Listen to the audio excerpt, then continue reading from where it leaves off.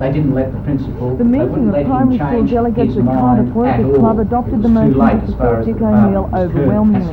Mr O'Neill has been in the centre of the storm they have gained some additional staffing inspector in this area with Stuart Eberl, and they just simply categorically told the principal, the story started by departmental people, that he was under oath.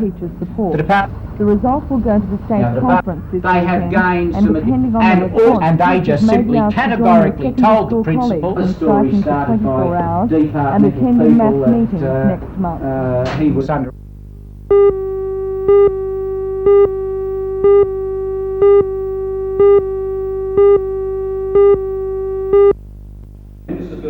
Last night was a way of saying thank you to the many men and women who have worked tirelessly for the striking movement in Newcastle and the Aboriginal. Some have been leaders for up to 20 years. For this dedication, they received the Silver Acorn for specially distinguished services and the Medal of Merit for dedication to service, as well as the acclamation of their peers. It's part of our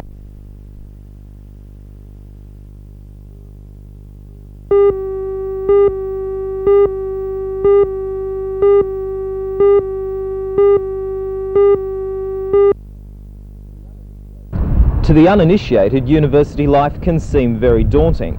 The visit day gives high school students a chance to taste campus life and sample some of the subjects they may study next year.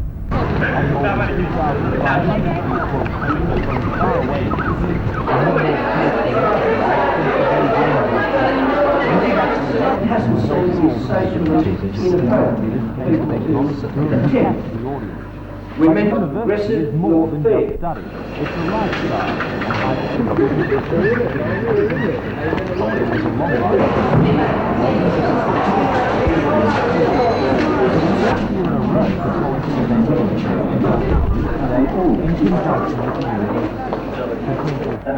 Given lectures and practical demonstrations of the varied professions the college trains. Art course films attracted a strong audience, and there were plenty of eager participants in the early childhood teaching class. This exercise is designed to teach infants throwing and catching skills.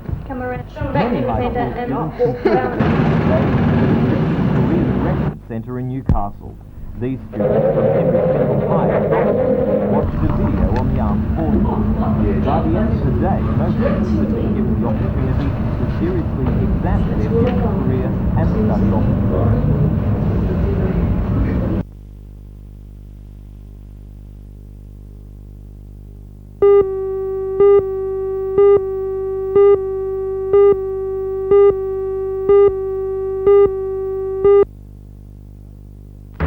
Today's success story began in October 1983 when the textile manufacturing operation in Rutherford and the plant at Takara was down and almost out. Brad Mill Industries, as it was then known, was about to close down, throwing 1,000 workers out of a job. But it was then that National Textiles purchased the Brad Mill's operations, despite inheriting a $2 million debt to the state government along with National Textiles borrowed an additional $1 million from the state government in return to get the operation back on its feet. Today, National Textiles is a going concern. It's just 18 months later, and that $1 million has been repaid. Treasurer Mr. Booth accepted the money in the form of a towel manufactured at the Rutherford plant. Other industry executives, along with the member for Maitland, Mr. Alan Walsh, also followed by a guided tour of the Rutherford plant. The one doing the operation is now a high productive activity, and in Rutherford, 680 employees reflect newfound job security.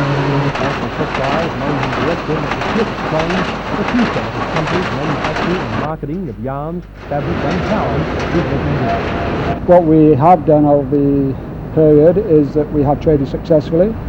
We have, I must say, also a buoyant market which has helped us, but essentially we've got our act together, which we were in the formation of doing for the previous 2 years before that. You mentioned the buoyant market, but in getting your act together, what else did you do that perhaps the former owners didn't? Well, what we have done essentially is cut our overhead costs. We have, by doing that, we made ourselves that much more competitive to compete both in the local market and with our major competitor, of course, which is imports. All right. Get my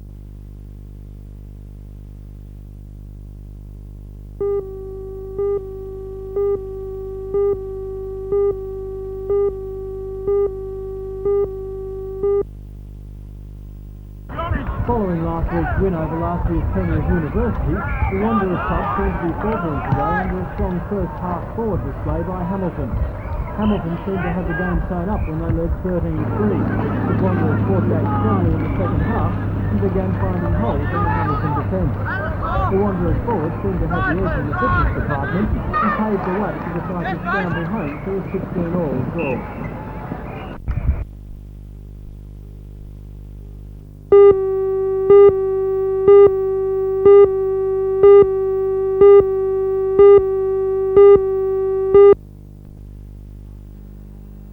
Mater Dei College is set in rolling bushy grounds bought by the Catholic Archdiocese of Sydney in 1981. It was the crucial step towards the realisation of the high school, which has been a dream of local Catholics for many years. Mater Dei began serving students from the Wyong Shire at the beginning of first term, but today the Archbishop of Sydney, Reverend Edward Clancy, gave it the Church's blessing. With him was the Federal Education Minister, Senator Susan Ryan. The federal government paid for just over half of the $2.2 million cost of the complex. The rest of the money has been provided by the parishes of Tukley, The Entrance and Wyong. At the official opening ceremony, the priest in charge of the college, Father Robert Brogan, said it had been built using domestic-style brick construction to keep down costs. Nevertheless, he was one of several speakers who praised the new school. Senator Ryan called it a model of what can be achieved by cooperation between the Church and the State. And the Archbishop Reverend Clancy said he was open-mouthed with admiration for the facilities. The facilities will be added to next year when a computer lab, music rooms and other extensions will be built. The school only teaches students up to Year 10. Senior students will be catered for by a separate college to be built next door by early 1987.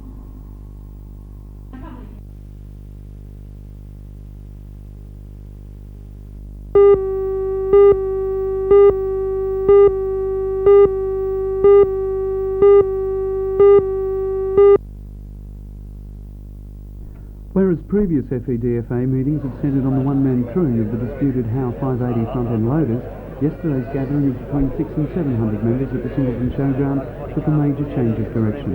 It was to have discussed two conditions put forward by R.W. Miller for the re-employment of the 73 sect men whose notices expired at midnight on Thursday. The conditions being that the loaders be operated by a single-man crew and that there would be no harassment of the 21 new plant operators engaged last week.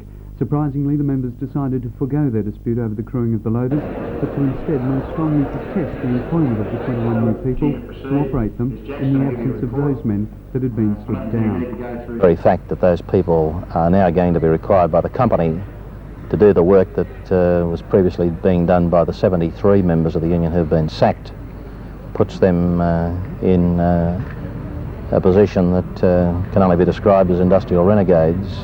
Jack Camborne, the General Secretary of the FEDFA, said his members are incensed by the move, and that's the message he's taking to Sydney for today's CMU National Liaison Committee meeting.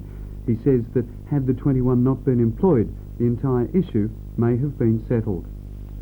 It's clear that the dispute having gone on now for some 5 months, with the men being at work some of the time and off the job other parts of the time, that we were getting to the stage where it was going to be, there were some difficulties in being able to pursue that. Following today's meeting in Sydney, there will be a sub-branch committee meeting at Muswellbrook tomorrow, to which the 21 new operators, who were not at yesterday's meeting, have been invited. Then there'll be a full aggregate meeting of FEDFA members on Thursday, again at the Singleton Showground, but in the meantime, no work at Mount Thorley.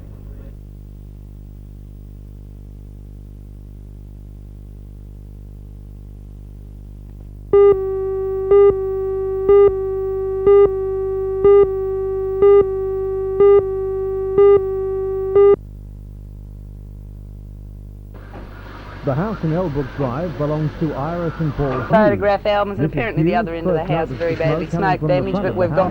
Shortly after 10 o'clock, it's thought the fire started in one of the children's bedroom cupboards. An electrical fault is considered to be blamed, but it was fueled by a collection of matches. The blaze spread quickly, only a few personal belongings have been lost. Ironically, Mr. Hughes, a timber merchant, had only just finished renovating the kitchen. Family of 2 boys and 2 girls will have to stay at their grandmother's house tonight while the damage is repaired.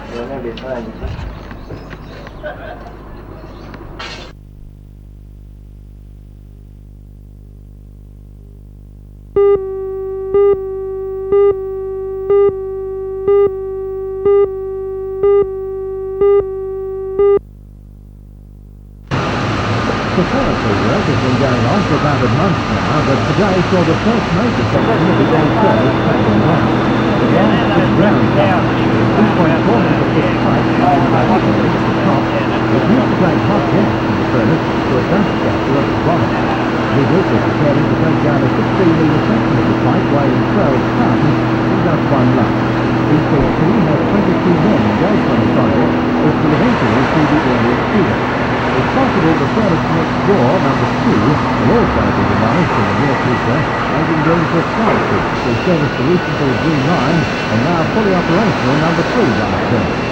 The old number 1 has been remodeled several times since 1915. It began life with a capacity of 273 tonnes a day, but by 1924 this has been increased to 650 tonnes a day.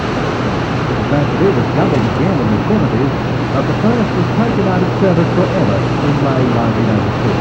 Soon it will completely pass into history.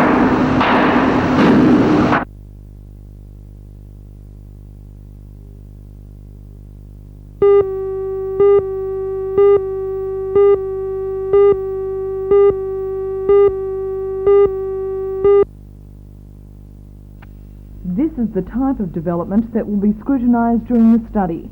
The $26 million international standard 18-hole golf course hotel complex just outside Cessnock.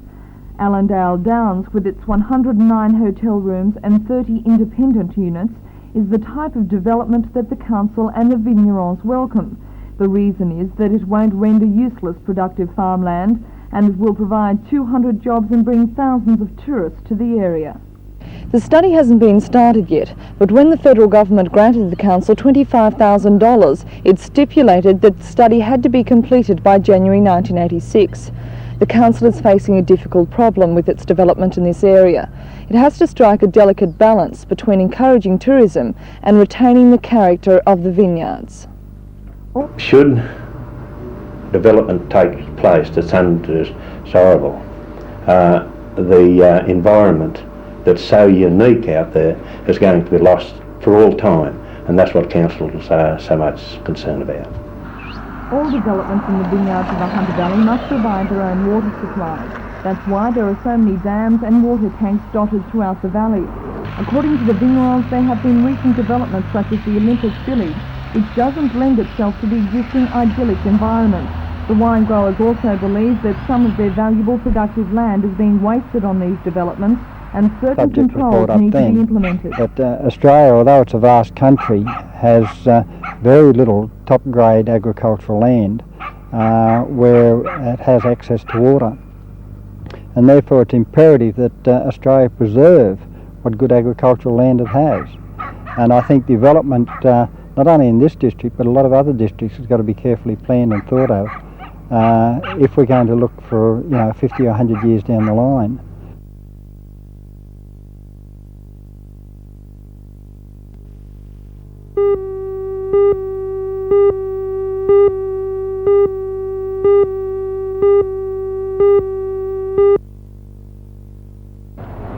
A young woman from Adamstown Heights was travelling with her 14-year-old sister to attend an evening service at church. The accident occurred at Qatar when the Scania model truck was travelling southbound Northcott Drive, where it collided at the intersection with the Gaston, which was heading west down Park Avenue. Police ambulance and the accident investigation squad attended the scene, and Omar was rushed to the Royal Newcastle Hospital, suffering from severe head injuries as well as lacerations. The truck driver will appear in Newcastle Court on Monday, charged with culpable driving.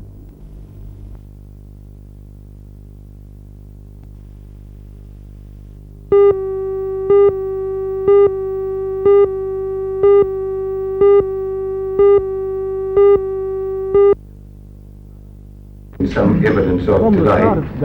We thought it was better to come out and to indicate the Newcastle Permanent Building Society has sold our townhouse. Of course, to understand competition. The amount involved in the sponsorships throughout the Hunter region, and this will continue. You are aware, of course, that the subject of the sponsorship amount received some publicity today. And I will go no further than to say that the amount that was quoted is grossly incorrect.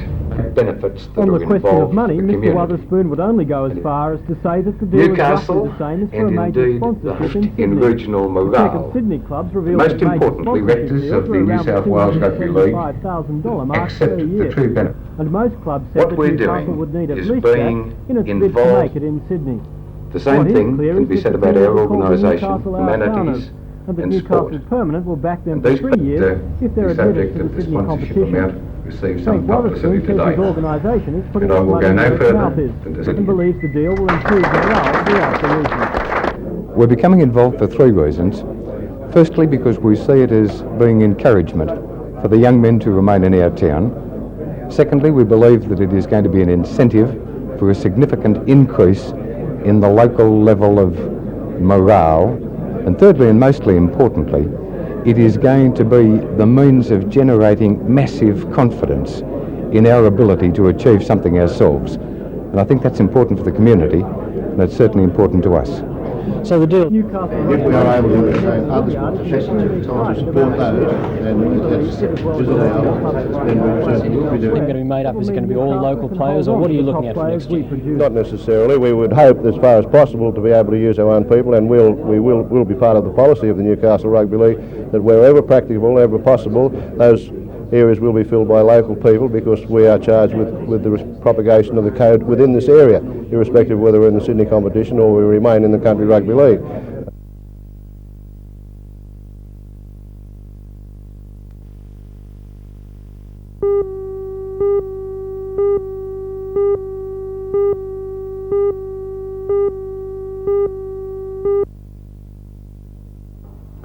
Good morning everyone, and welcome once again. You know, it's been quite some time since we've seen a new semi-governmental loan around the marketplace, and I'm pleased to say this time the loan that's open comes from Queensland.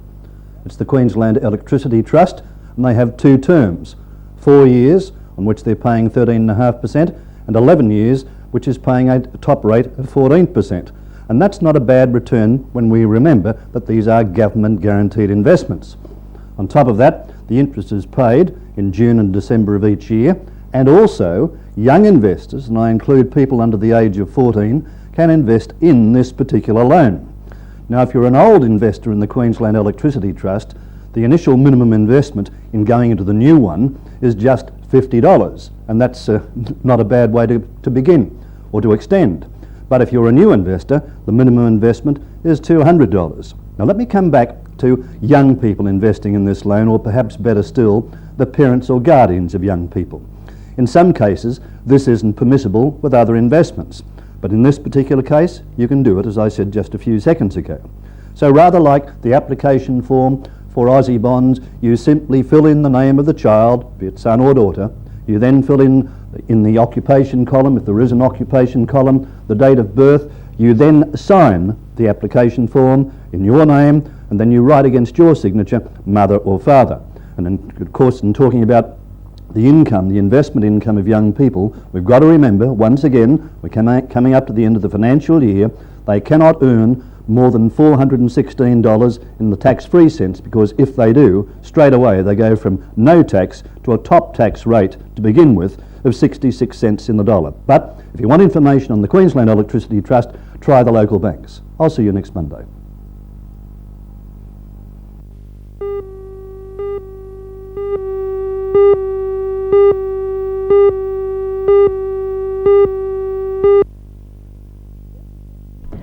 Representatives from the Charlestown Action Group Committee met with Mr Face in his office late this afternoon.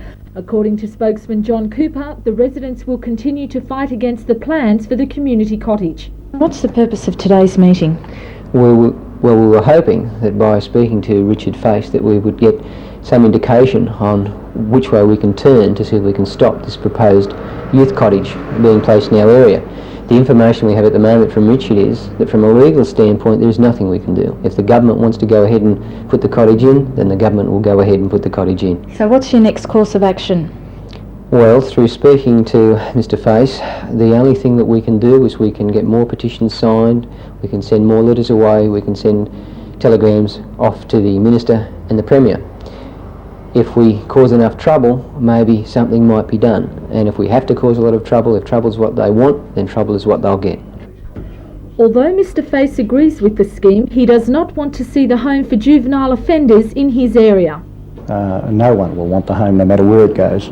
I believe that there ought to be proper evaluation of areas before they're put into it. In this particular case, it's my view that it won't work though. Do you think it's fair that the residents won't even give the house and its occupants a trial run? I believe the community is of a type that would not accept it. It would be totally unacceptable to them.